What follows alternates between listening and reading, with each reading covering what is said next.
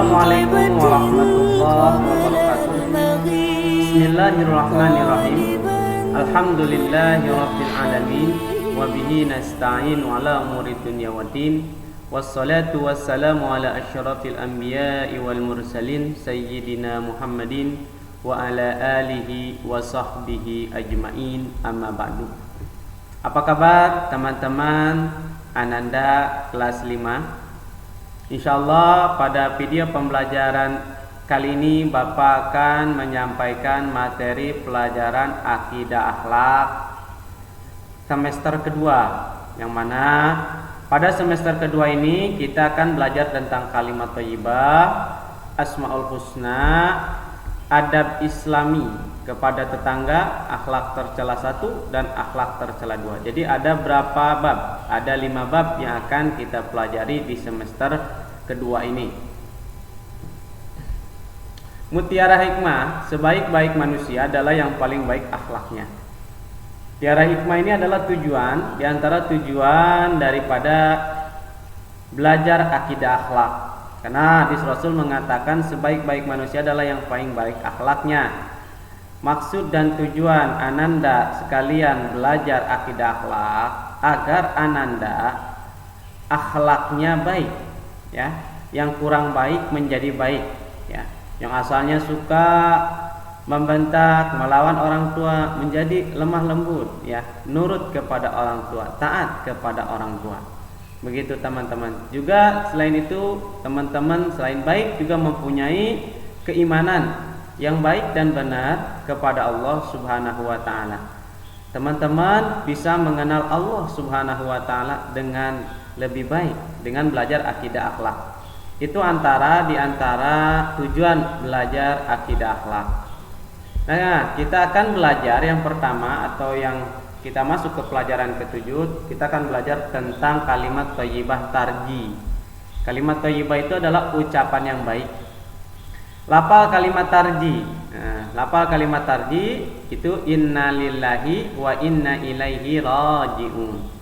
Yang artinya sesungguhnya kami milik Allah dan kepadanya lah kami kembali. Jadi teman-teman mungkin sering mendengar, apalagi ada berita duka cita, pasti akan membawakan atau mengucapkan kalimat tarji, innalillahi wa inna ilaihi raji'un. Karena waktu mengucapkan kalimat tarji, ya, diucapkan ketika melihat, mendengar ataupun mengalami sendiri musibah. Jika mereka mendengar orang meninggal dunia, mengucapkan innalillahi wa inna ilaihi raji'un. Atau kita kesandung, innalillahi wa inna ilaihi raji'un. Atau kita jatuh, innalillahi wa inna ilaihi raji'un. Pokoknya setiap musibah atau yang kita dengar, yang kita lihat atau yang kita alami sendiri, kita disunahkan mengucapkan kalimat tarji, yaitu innalillahi wa inna ilaihi raji'un. Jadi bukan meninggal saja, ya. Sebagaimana dalilnya itu walanabluwannakum bisyai'im minal khawfi wal ju'i wa naqsim minal amwali wal anfusi was samarat wa basyiris sabirin alladzina idza asabatuhum musibah qalu inna lillahi wa inna ilaihi raji'un.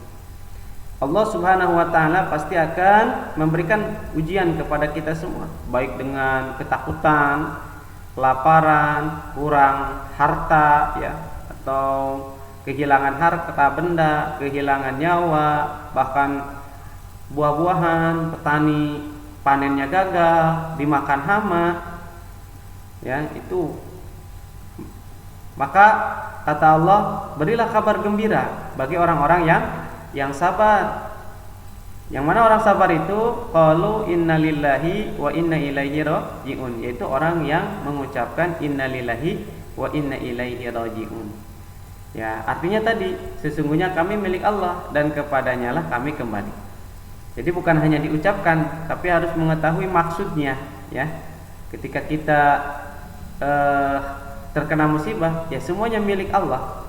Kita tidak bisa apa-apa kalau emang Allah yang menghendaki terjadi, ya terjadi. Itu teman-teman, dan kita insyaallah seperti itu akan memasuk orang yang sabar. Nah, daripada manfaat membaca kalimat tarji, Rasulullah SAW bersabda, Tidaklah seorang hamba terkena musibah kemudian ia berdoa, sesungguhnya kita milik Allah dan sesungguhnya kita akan kembali kepadanya. Ya Allah, berilah pahala dalam musibah ini dan berilah aku ganti yang lebih baik daripadanya. Kecuali Allah akan memberi pahala dalam musibahnya dan Allah akan memberi ganti yang lebih baik daripadanya. Jadi ketika kita menerima musibah, ucapkan innalillahi wa inna ilaihi raji'un. Allahumma ajirni wahluk khairum minha. Dan bersabar, karena dengan bersabar dalam menghadapi musibah kita akan mendapatkan keutamaan dari Allah Subhanahu wa taala. Di antaranya derajat kita diangkat di sisi Allah Subhanahu wa taala. Dosa-dosa kita akan diampuni, diberi ketenangan hati oleh Allah dan diberi ganti yang lebih baik dan diberikan pahala. Itu diantara keutamaan orang yang bersabar di dalam menghadapi musibah atau ujian. Baik teman-teman, di dalam ujian itu ada 3 kategori musibah ya.